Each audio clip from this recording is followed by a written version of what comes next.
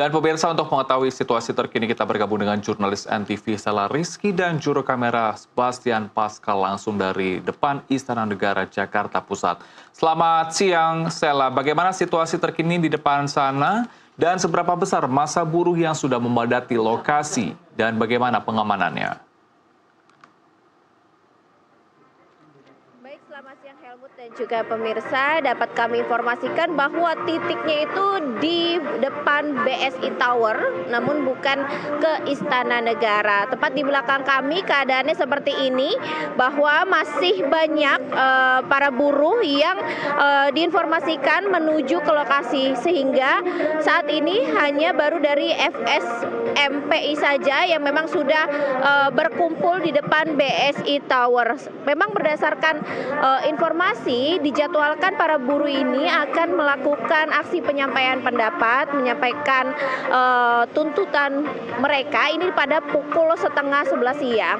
Namun sampai saat ini memang masih belum banyak buruh yang berkumpul di lokasi kami berada saat ini, yang mana ini tidak jauh dari patung kuda di kawasan Medan Merdeka, Gambir, Jakarta Pusat. Dan dari kami juga sempat mengonfirmasi kepada KSPI begitu tadi. Saat ini para buruh lokasinya sedang berada di mana, dan kata Said Iqbal disampaikan bahwa para buruh ini memang masih dalam perjalanan karena mereka menggunakan sepeda motor untuk menuju ke lokasi ini. Dan diinformasikan seperti yang tadi Helmut sampaikan, bahwa para buruh ini tidak hanya dari Jakarta saja, namun juga ada yang dari Banten, kemudian juga dari wilayah Jawa Barat seperti Karawang, Cirebon, dan sebagainya. Seperti itu, Helmut.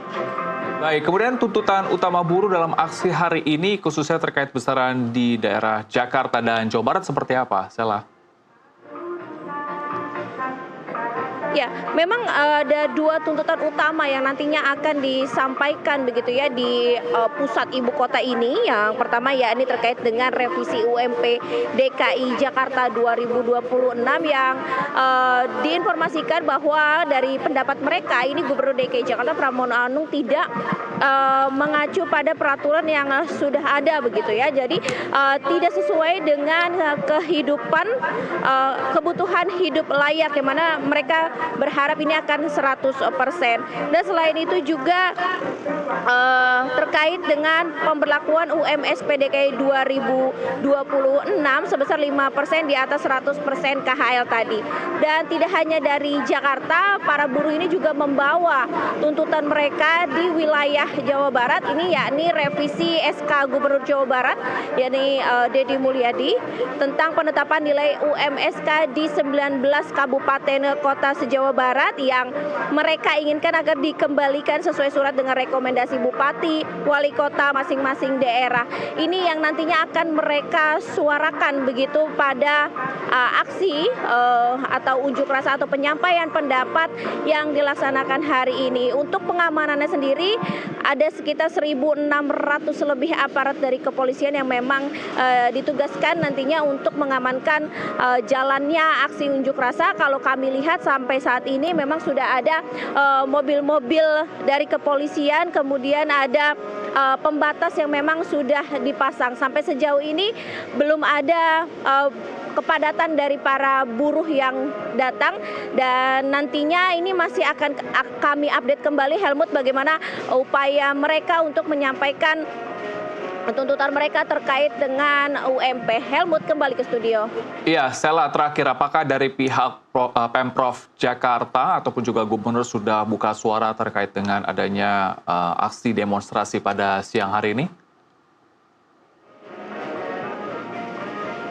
Ya, sampai saat ini kami memang masih menunggu terkait dengan penyampaian pendapat yang dilakukan para buruh, terutama pernyataan dari pihak Pemprov DKI Jakarta. Nantinya akan kami update kembali mengenai hal ini karena ini menyangkut kelayakan hidup untuk para buruh, tentunya untuk di wilayah Jakarta sendiri, kemudian di wilayah Banten dan Jawa Barat. Kira-kira seperti itu, Helmut, kembali ke studio.